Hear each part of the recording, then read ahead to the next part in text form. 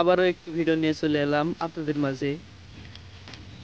সাইলেন্সি boring এর ভিতরে কিভাবে 3-4 কয়েল পাইপ নামিয়ে একস মোটরে পানি উঠানো হয় এটা আজকে আপনাদেরকে দেখাবো। ভিডিওটি দেখতে থাকুন আর নিজের কাজ নিজে করুন, আমাদের সঙ্গে থাকুন। ভিডিওটি ভালো লাগলে লাইক দিন, শেয়ার করুন, সাবস্ক্রাইব করুন।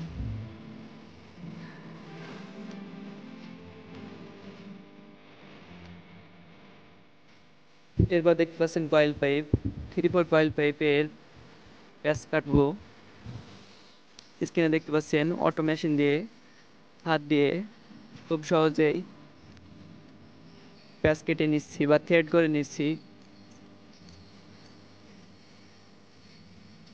অবশিষ্ট পাইপটুকু কেটে নিলাম। এরপরে আমরা সেটিং করে দেব।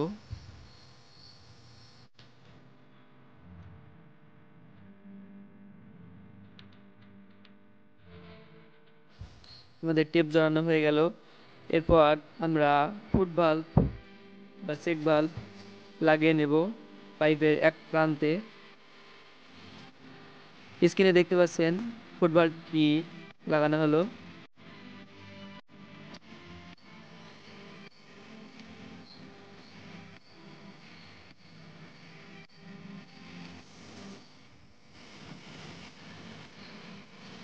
ফুট ভাল্বটি লাগানোর পর আমরা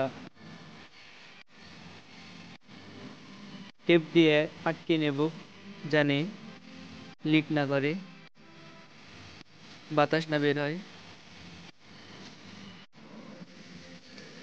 কয়েল পাইপের অপর প্রান্তেও টেপ দিয়ে এলবোর সাথে সেটিং করে নেব।